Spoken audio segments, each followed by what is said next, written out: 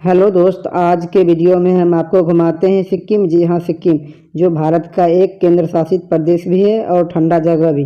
तो दोस्तों, हम चले थे बिहार से। मेरा घर हुआ बिहार के समस्तीपुर। तो सबसे पहले हमने ट्रेन का टिकट लिया समस्तीपुर से न्यू जलपाईगुड़ी का, जिसका मूल्य करीब 450 लगा। फिर हम ट्रेन में बैठ गए। ट्रेन हमारा सुबह का करीब 11 बजे था। फिर हम ट्रेन में बैठे। दूसरे ट्रेन को समस्तीपुर से न्यू जलपाईगुड़ी जाने में लगभग 10 से 12 घंटा लग जाता है। मेरा ट्रेन सुपर फास्ट था। मुझे मात्र 7 से 8 घंटा का समय लगा और हम शाम के 7 बजे न्यू जलपाईगुड़ी पहुंच गए। रात हो जाने की वजह से सिक्किम जाना ठीक नहीं समझे और वहां से सिलीगुड़ी के लिए ऑटो पकड़ लिए, जिसका किराया था पर व्यक्ति 40 रुपया। फिर हम पहुंचे सिलीगुड़ी, क्योंकि सिक्किम के लिए रात को कोई सरकारी बस नहीं था। फिर हम रात में अपने दोस्त के यहाँ सिलीगुड़ी रुक गए। अगली सुबह हमको जल्दी जाना था, इसलिए हम जल्दी सो गए और अगली सुबह 4 बजे से उठे और उठने के बाद फ्रेश हुए, तब तक 5 बज चुका था। फिर हम ऑटो पकड़े, सिक्किम नेशनल ट्रांसपोर्ट की सरकारी बस स्टैंड पहुंचे। उसके बाद हम टिकट काउंटर पर पहुंचे तो टिकट काउंटर बंद था, क्योंकि टिकट काउंटर सुबह 6 बजे खुलता है। थोड़ी देर लाइन में खड़े होने के बाद हम अपनी बारी की इंतज़ार किए। अपनी बारी आने के बाद टिकट लिए, जो कि पर एक व्यक्ति का टिकट का बस किराया 190 रुपये था। उसके बाद हम बस में बैठे, जो कि सुबह की पहली बस थी, सुबह जो 6:30 बजे में सिलीगुड़ी से बस स्टैंड से खुली। टेढ़े मेढ़े पहाड़ियों के रास्ते हम पहुंच गए सिक्किम की राजधानी गंगटोक। वहां पहुंचने में करीब हमें 5 घंटे का समय लगा, क्योंकि सिलीगुड़ी से सिक्किम की राजधानी गंगटोक की दूरी लगभग 125 किलोमीटर है। वहां पहुंचने के बाद हमें रुकने के लिए कमरा चाहिए था, तो हमने 2 दिन के लिए एक होटल में कमरा लिया, जिसका किराया करीब 3000 रुपया था। वहां ठंड बिहार के मुकाबले बहुत ही ज़्यादा था।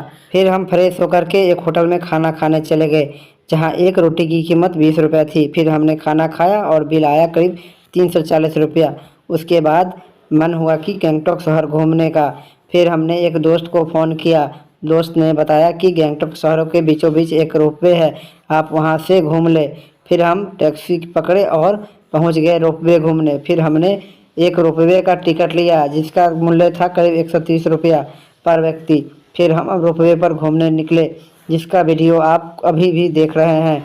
रोपवे से गंगटोक शहर का नज़ारा काफ़ी अच्छा दिखता है। गंगटोक के रोपवे से उतरने के बाद फिर हमने दोस्त को फ़ोन किया, पूछे अब कहाँ घूम ले। फिर दोस्त ने हमें बताया कि आप चले जाएं नाथुला पास घूमने, वहाँ बर्फ़ ही बर्फ़ होता है। फिर दोस्त ने आगे बताया कि नाथुला पास जाने के लिए एक दिन पहले पास बनता है, जिसे होटल में आप रुके हैं उससे बोलिए बनवा देगा पास।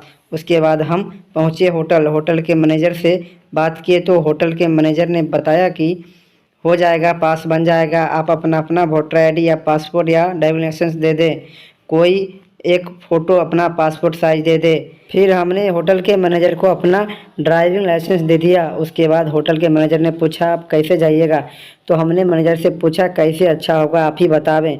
तो मैनेजर ने बोला कि अकेले जाने के लिए शेयर की टैक्सी ठीक होगा, जिसका किराया 1000 रुपया है। वहीं होटल के मैनेजर ने बोला कि आप एक काम कीजिए, 200 रुपया आप अपने पास का और 1000 रुपया गाड़ी भाड़ा दे दीजिए, हम अभी पास बनवा देते हैं और गाड़ी भी बुक करवा देते हैं।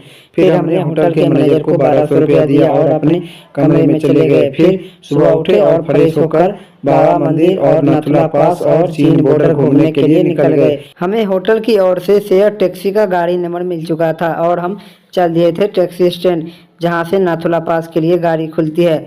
जगह का नाम भूल गया हूँ, उसके लिए माफ़ी चाहूँगा। हम अपने गाड़ी में बैठने के लिए ऊपर की ओर बढ़े और नाथुला पास के लिए जहाँ से गाड़ी खुलती है वहाँ पर स्टैंड में पहुँचे और अपना गाड़ी नंबर मिला करके गाड़ी में बैठ गए। करीब 14,500 फीट ऊपर नाथुला पास, चीन बॉर्डर, बाबा मंदिर और पट्टुकनाथ रोपवे के लिए लगभग गाड़ी हमारा खुल गया था, जिसका दूरी करीब 55 किलोमीटर की दूरी तय करना था हमें। उसके बाद हम लगभग 32 किलोमीटर की दूरी करने के बाद पहुँचे कंचनजंगा व्यू पॉइंट। वहाँ पर कुछ देर रुके, उसके बाद कुछ अच्छी तस्वीरें हमने खींचा। फिर हमारी गाड़ी आगे बढ़ गई। लगभग 43 किलोमीटर दूरी पर पहुँचने के बाद हम पहुँच गए पट्टुकनाथ रोपवे, जहाँ से आपको बहुत ही सुंदर नज़ारा दिखेगा। वहाँ कुछ देर रुके, ठंड ज़्यादा होने की वजह से हम गाड़ी से नहीं उतरे। क्योंकि वहाँ ठंड ज़्यादा ही था, -3 डिग्री करीब था। उसके बाद हम 17 किमी आगे बढ़े और पहुँच गए नाथुला पास, चीन बॉर्डर, जिसकी ऊंचाई लगभग 14,500 फीट, लगभग 4500 मीटर पहुंच गए। उसके बाद हमारा हालत ख़राब हो गया, हमें सांस लेने में तकलीफ़ होने लगी, क्योंकि ऊंचाई ज़्यादा होने की वजह से ऑक्सीजन की कमी होने लगा। जिसके बाद हमने अपने गाड़ी के ड्राइवर को बोला, मुझे सांस लेने में परेशानी हो रही है। उसके बाद ड्राइवर ने अपने गाड़ी से कपूर निकाल कर हमें सूंघने के लिए दिया, बोला आप इसे सूंघते रहें। उसके बाद तकरीबन 40 मिनट रुकने के बाद वहाँ से गाड़ी हमारी खुली और पहुँच गई बाबा मंदिर। वहाँ भी हमारा तबीयत ठीक नहीं हुआ, क्योंकि नाथुला पास और बाबा मंदिर के पास ठंड काफ़ी ज़्यादा था। ठंड करीब -7 डिग्री था, जिसके कारण हमें सांस लेने में दिक्कत होने लगी। वहीं बाबा मंदिर से कुछ देर रुकने के बाद चलने पर बटुकनाथ रोपवे पहुँच गए, जो लगभग -3 डिग्री पर पहुँच गए। वहाँ 12,000 फीट पर हमें थोड़ा सा आराम मिला, लेकिन तबीयत ठीक नहीं होने की वजह से हम रोपवे पर नहीं घूम पाए। बट्टुकनाथ रोपवे का टिकट का मूल्य मात्र 350 रुपया व्यक्ति है, लेकिन तबीयत ठीक नहीं होने की वजह से हम रोपवे पर नहीं घूम पाए। शाम के 4 बजे बर्फबारी होने लगी। उसके बाद ड्राइवर ने बोला कि अब यहाँ रुकना ठीक नहीं, अब यहाँ से चलना चाहिए, क्योंकि सड़क पर अगर बर्फ़ जम गई तो हम यहाँ से निकल नहीं पाएंगे और रात में हमें यहीं रुकना होगा। हमारा तबीयत थोड़ा भी ठीक नहीं था। फिर हमें वहाँ से नीचे गंगटोक शहर आने में करीब 2 घंटे का समय लगा।